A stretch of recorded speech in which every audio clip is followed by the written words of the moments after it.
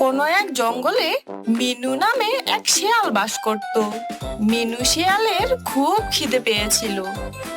সে জঙ্গলে ঘুরে ঘুরে খাবার খুঁজছিল। এতক্ষণ ধরে ঘুরে বেড়াচ্ছি কিন্তু কিচ্ছু পেলাম না। আজ তো আমি খিদেতে মরে যাব। শিয়াল ঘুরতে ঘুরতে জঙ্গলের সীমা পর্যন্ত পৌঁছে গেল। ওখানে পৌঁছে মিনুর নজর সামনে থাকা এক গুহার ওপর পড়লো। আমি আগে তো কখনো এই গুহা দেখিনি।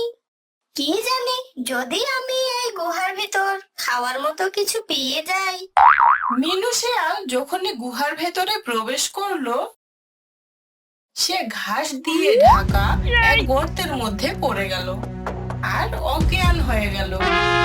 অনেকক্ষণ পরে যখন সে উঠলো, তখন রাত হয়ে গিয়েছিল। শিয়ালটি লাফিয়ে গর্ত থেকে বাইরে বেরিয়ে এলো। আহ, অনেক অদ্ভুত অনুভূতি হচ্ছে।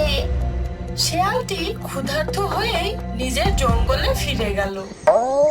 পরের দিন সকালে তার সাথে টুকি খরগোশের দেখা হলো। কেমন আছো শিয়াল বোন? গত রাত্রে তুমি কোথায় ছিলে? আমরা তোমাকে কত খুঁজলাম জানো। চিন্টু বাদুরকে কেউ শিকার করে নিয়ে গেছে। কি বলছো টুকি? টুকি খরগোশের কথা শুনে শিয়ালের খুব কষ্ট হলো। কয়েকদিন পর শিয়ালটি আবার খাবার জন্য কিছু পেল না।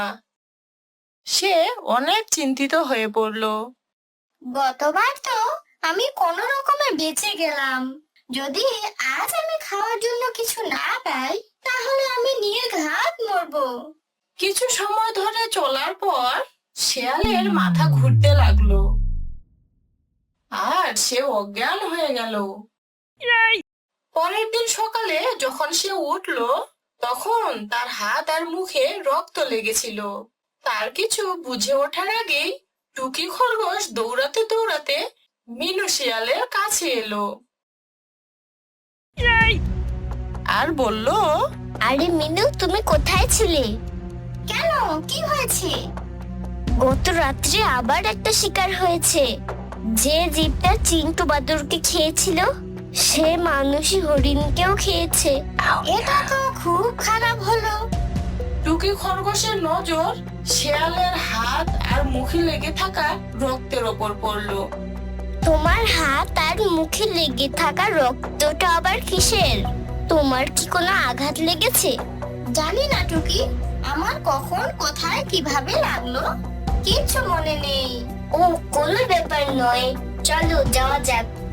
ওই দিনের পর থেকে জঙ্গলে অনেক দিন ধরে এরকমই চলতে থাকলো। প্রতি পূর্ণিমার রাতে জঙ্গলে কেউ না কেউ মারা যেত আর মিনু শিয়াল নিখোঁজ থাকতো। টুকি খরগোশের শিয়ালের ওপর সন্দেহ হলো। সে জঙ্গলের রাজা সিংহের কাছে গেল আর তাকে সব ঘটনা খুলে বলল। মহারাজ, পূর্ণিমার রাত আসতেই চলেছে। আমি চাই আপনি আমাকে সাহায্য করুন।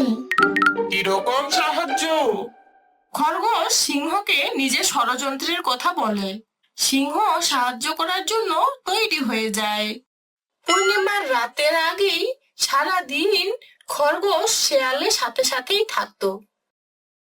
সন্ধে হতেই মিনুর খিদে পেতে লাগলো।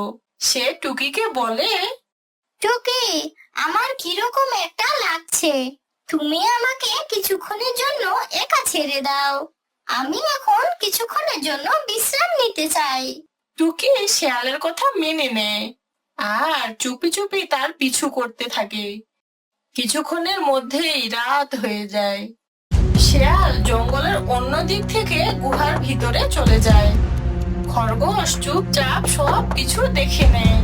কিছুক্ষণের মধ্যেই সে গুহার ভেতর থেকে একটা খেক শেয়ালের আওয়াজ পায়। টুকি খরগোশ যখনই গুহার মধ্যে উঁকি মারে, তখনই সে দেখলো সেখানে মিনু শিয়াল নয়, সেখানে একটা খেক শিয়াল আছে। খেক শিয়াল খরগোশকে দেখে ফেলে আর রাগে গর্জন করতে করতে বাইরে চলে আসে। তুমি এখনই তো মিনু ভিতরে গিয়েছিল। তুমি কোথা থেকে এলে? মিনু আমার বসে আছে। মিনু বাগ্গার কাছেই বন্দি আছে। কি বললে বাগ্গা? তুমি সেই বাগ্গা শেখ শিয়াল নয় তো, যাকে আগের বার হাতিরা পায়ের তলায় পিষে মেরে ফেলেছিল? হ্যাঁ, আমি সেই বাগ্গা। ওই নির্দয় হাতিগুলো আমাকে মেরে তো ফেলেছিল, কিন্তু আমি মরিনি। আমার আত্মা কোনো না কোনো শরীরের খোঁজে ছিল। তারপর আমি মিনু শেয়ালকে পেলাম।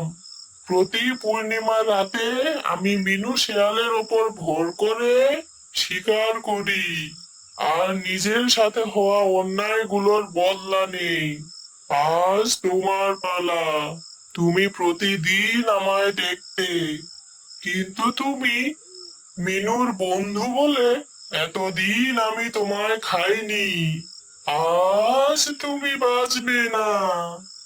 বাঘা যখনই টুকির ওপর হামলা করতে আসে, তখনই টুকি জোরে জোরে চিৎকার করে। মহারাজ! টুকির চিৎকার করতেই সিংহ মহারাজ গর্জন করতে করতে আসে আর বাঘাকে আক্রমণ করে তাকে মেরে দেয়। বাঘা মারা যেতেই খ্যাক শিয়াল আবার মিনু শিয়ালে পরিণত হয়। সিংহ আর খরগোশ স্বস্তির নিঃশ্বাস ফেলে। তখনই তারা বাঘার গলা শুনতে পায়। তোমরা ভেবেছিলে যে তোমরা আমায় মেরে দেবে, তুমি মৃত প্রাণীকেই মারবে। বোকা জানোয়ার, আমি আসবো, আমি আবার ফিরে আসবো। এইভাবেই বাঘা খ্যাক শিয়ালের জন্য মিনু শিয়াল মারা যায় আর টুকি খরগোশের পরিশ্রম জ্বলে যায়। হ্যালো বন্ধুরা, যদি ভিডিওটি ভালো লেগে থাকে তাহলে ভিডিওটিকে লাইক করো, কমেন্ট করো, আর মজার মজার ভিডিও পেতে চ্যানেলটিকে সাবস্ক্রাইব করে আমাদের পাশেই থাকো। Tata, bye bye.